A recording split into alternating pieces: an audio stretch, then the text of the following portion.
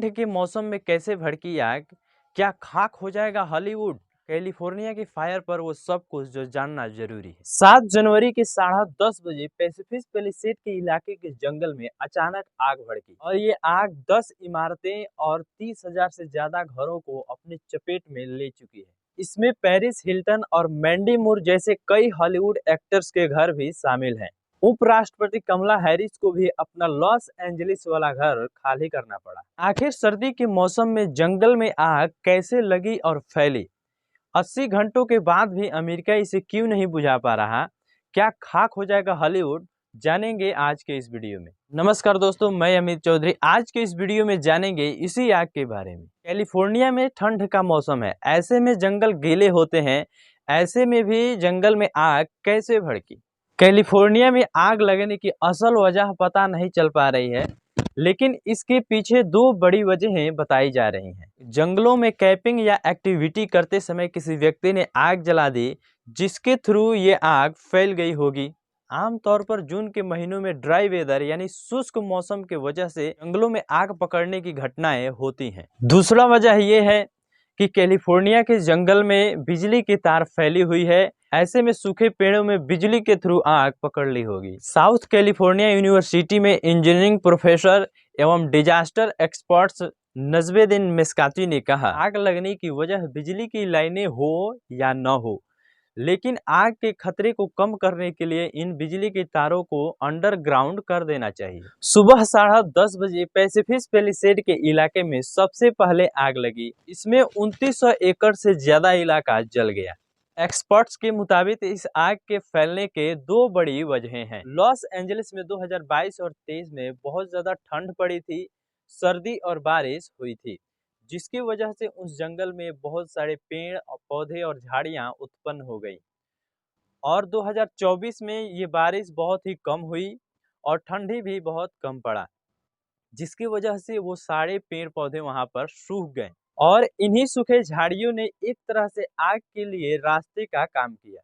Climate scientist south Daniel ने कहा, south California में सबसे ज्यादा कम बारिश होने के चलते अब तक का सबसे ज्यादा सूखा पड़ा, जिसकी वजह से ये सूखे पेड़ पौधे और झाड़ियां उसके लिए एक रास्ते का काम कर रही हैं, एक ईंधन का काम कर रही हैं। दूसरा कारण यह है कि कैलिफोर्निया से लगभग 200 मील दूर ग्रेट बेसिल रेगिस्तान है। अक्टूबर और जनवरी के बीच इस इलाके में एयर प्रेशर ज्यादा होता है। इससे बनने वाली गर्म और कम नमी वाली हवाएं पास ही मौजूद सिएरा नेवादा और सेंटा एना की पहाड़ियां पर पहुंचती है। इन हवाओं को सांता एना की हवाएं कहते हैं। पहाड़ी दर्रों से गुजरने के बाद इनकी रफ्तार बढ़ जाती है, इसके बाद ये कैलिफोर्निया में पहुंचती हैं। इस बार इन हवाओं का स्पीड ज्यादा है, जिसकी वजह से आग तेजी से फैली। पिछले 4 दिनों में आग 35,000 एकड़ में फैल चुकी है। इनमें 29,000 एकड़ का इलाका पूरी तरह से जलकर राख हो चुका है। यहाँ 10,000 से ज्यादा घर जलकर राख हो गए हैं। इसमें लगभग $8 बिलियन यानी 68,000 करोड़ से भी ज्यादा रुपए का नुकसान हो चुका है। लॉस एंजलिस काउंटी के शेरिफ रॉबर्ट लूना ने कहा, आग को देखकर ऐसा लग रहा है कि इन इलाकों में परमाणु बम गिराया गया है। इस तबाही में मरने वालों की संख्या अभी और बढ़ सकती है।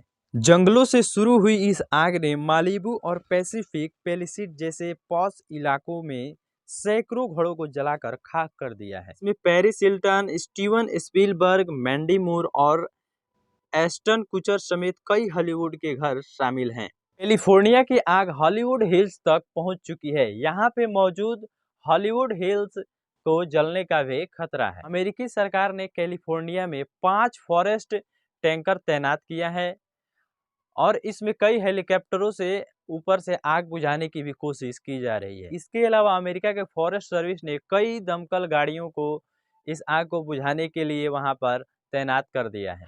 ट्रॉपिकल फॉरेस्ट और रिसर्च इंस्टीट्यूट जबलपुर के वैज्ञानिक धीरज गुप्ता इसकी वजह बताते हुए कहते हैं, कैलिफोर्निया में इस समय जो आग लगी है वह कैनोपी फायर है। यह पेड़ों के ऊंचे ऊंचे झुरमुटों में पकड़ती है। हवा के तेज स्पीड के चलते ये ऊपर ही ऊपर एक पेड़ से दूसरे पेड़ में आग पकड़ती रहती है। इसे किसी जमीनी तरीके से नहीं रोका जा सकता है। कितने भी ज्यादा हेलीकॉप्टर लगा दिए जाएं, ये ऊंट के मुंह में जीरा है।